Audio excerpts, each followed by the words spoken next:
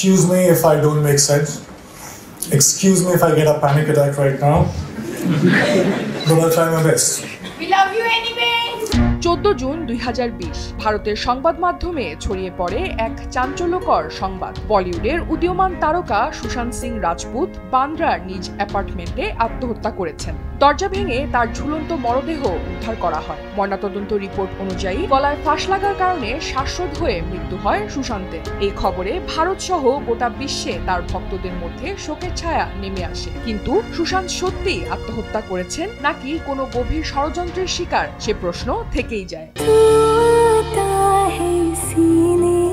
34 বছর বয়সী সুশান্ত ছিলেন আ star with a golden heart. একজন ফিলান্থ্রপিস্ট হিসেবে সুনাম ছিল সুশান্তের। ভারতের কেরালার বন্যায় 1 কোটি রুপির অনুদান, নাগাল্যান্ডের বন্যা দুর্গতদের জন্য 1.25 কোটি রুপির সাহায্য, নারী ক্ষমতায়ন ও শিশু শিক্ষায় তার অবদান তাকে ভিন্ন উচ্চতায় নিয়ে গিয়েছিল। শিক্ষাক্ষেত্রেও ব্যতিক্রমী ছিলেন সুশান্ত। ভারতের অন্যতম কঠিন প্রকৌশল প্রবেশিকা পরীক্ষা AIEEE-তে 7ম স্থান অর্জন করে দিল্লি কলেজ অফ ইঞ্জিনিয়ারিং এ ভর্তি হয়েছিলেন সুশান্ত। তবে অভিনয়ের প্রতি ভালোবাসার কারণে 3য় বর্ষেই ইঞ্জিনিয়ারিং ছেড়ে নিজের স্বপ্নের পথ ধরেন সুশান্ত।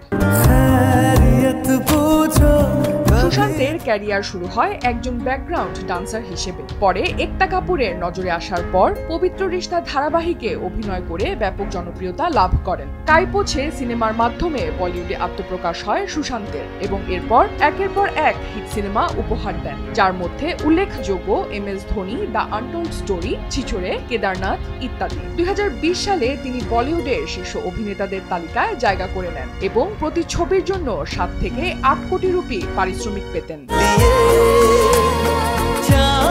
সুশান্তের মৃত্যুর পর বলিউডে একটি বড় ধরনের বিতর্কের সৃষ্টি হয়। তার বান্ধবী রিয়া চক্রবর্তীর বিরুদ্ধে অভিযোগ ওঠে তিনি সুশান্তকে মাদক সরবরাহ করতেন এবং তার আর্থিক লেনদেন নিয়ন্ত্রণ করতেন। তদন্তের পর রিয়া ও তার ভাই সৌভিক চক্রবর্তীর নাম মাদক চক্রের সঙ্গে যুক্ত হয়। বলিউডের বেশ কিছু নামি দামি তারকার মোবাইল ফোন বাজেয়াপ্ত করা হয় এবং তাদের জিজ্ঞাসাবাদের জন্য ডাকা হয়, যার মধ্যে দীপিকা পাডুকোন, সারা আলী খান, শ্রদ্ধা কাপুর, রাকুলপ্রীত সিং এর মতো নামি দামি তারকাদের নাম উঠে আসে।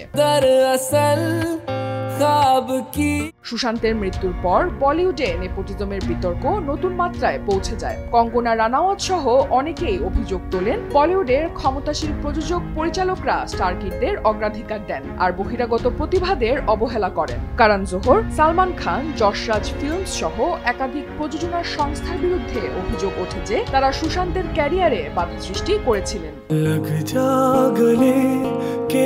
সুশান্তের মৃত্যুর পর বলিউডের বিরুদ্ধে ক্ষোভ চরমে পৌঁছে যায় এবং বয়কট বলিউড আন্দোলন শুরু হয়। দর্শকরা নেপোটিজম সমর্থিত সিনেমা বর্জনের ডাক দেন। এর ফলে 2020 থেকে 21 সালে বেশ কিছু বড় বাজেটের সিনেমা বক্স অফিসে ব্যর্থ হয়। বলিউড ইন্ডাস্ট্রি একটি সংকটের মধ্যে পড়ে যায় যা আজও পুরোপুরি কাটিয়ে উঠতে পারেনি।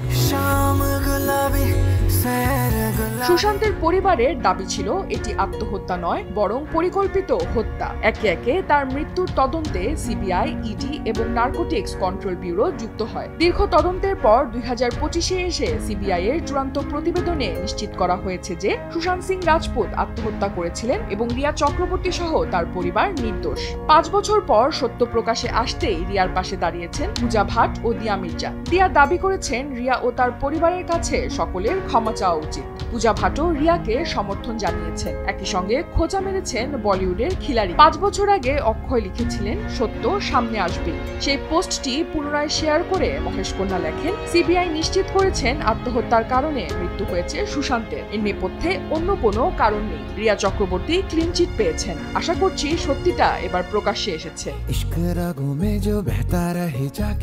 সুশান্ত সিং রাজপুতের মৃত্যু শুধুমাত্র একজন প্রতিভাবান অভিনেতার বিদায় নয়, বরং বলিউডের গভীর সমস্যাগুলোর মুখোশ উন্মোচন করেছিল।